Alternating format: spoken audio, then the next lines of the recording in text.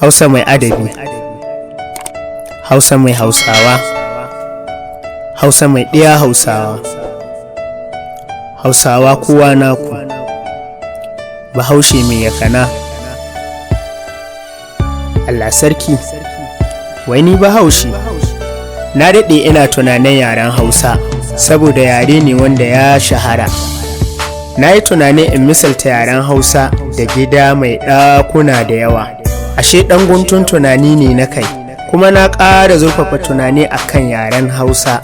Daga ƙarshe sai na ga na ɓace hanya, da na dawo neman kalma ɗaya tak domin in jinjina wa harshen Hausa, sai na rasa.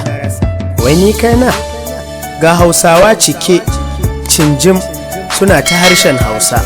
Daga ƙarshe na fahimci suna dai magana da Hausa, amma za ka iya jin su suna alfaharin su Hausawa ne. A gidan tibin Arewa, shirin kan hanya, na ga ana muhawarar wasu kalmomin Hausa.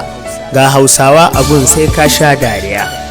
Ana muhawarar kalmomi kamar haka: alkuki, toshi, laulawa, sha-tale-tale da dai sauransu.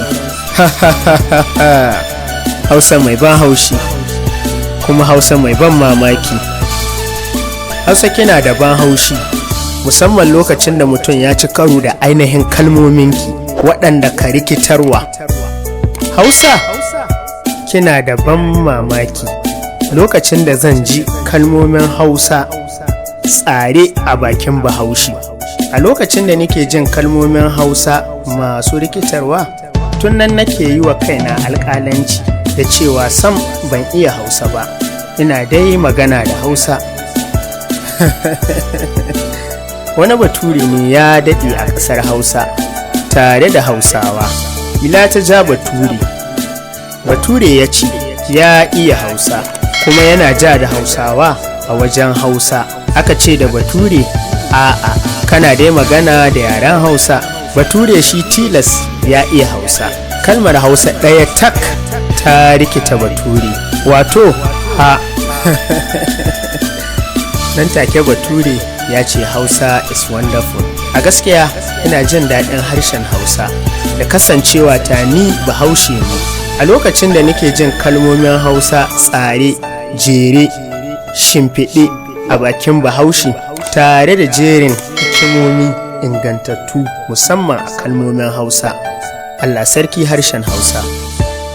Kalmomin su ne tsara, tsara, tsara, tsaro, tsaro, tsaro, dama, dama, dama, tsaki, tsaki, kare, kare, kare. Allah sarki Hausa. Kuma duk waɗannan kalmomi kowace da ma'anarta. Ashe ba banza ba ake gane wanda ba ɗan Hausa ba. Kai malam, kuma waɗannan kalmomi kaɗan ne, domin akwai su marasa adadi. Gaskiya, gaskiya, malaman Hausa ina jinjina muku, kuma malaman Hausa ba a bar ku a baya ba. A gaskiya ina son auren Hausa, sai dai kuma duk da nake Bahaushe ban iya ta ba, amma da za ta aure ni, da zan ba malam ɗan amarya toshi, Dr. Haruna Bungudu ya karɓi sadaki, domin tun da daɗewa Malam Habibu Ƙaura ya ce in nemi aurenta, ta haka ɗai zai sa in zangwani a harshen Hausa. Gaskiya ina son ki Hausa, amma na gane cewa ita ce kawai ba ta suna, sai dai kuma tana da uwayen kirki waɗanda zan iya neman aurenta gare su, kamar Dr. Salisu Alhaji Sadi, Dr. Sani Aliyu Suba. Tabbas ku Malam Sankalawa zai iya ban aurenta. Kai ga ma Malam Aminu Sali, kuma ga Malam Bashir Tsafe da Malam Aminu Muhammad. Haka bari in fara tattaki zuwa wajensu.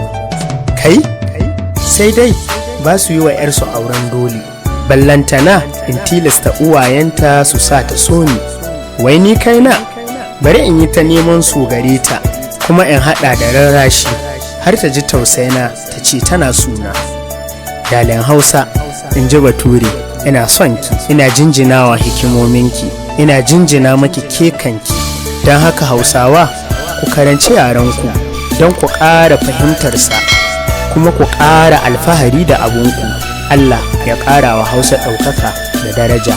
Malaman Hausa ina godiya. Allah ya saka muku da alkhairi. Iyayenmu, yannanmu, shugabanninmu, Allah ya saka wa kowa da alkhairi. Allah ya biya muku da bukatunku na alkhairi. Na gode. Wannan jinjina ce ga harshen Hausa da kuma Hausa. Wanda ya rubuta ya karanta Abubakar Sani Yaba.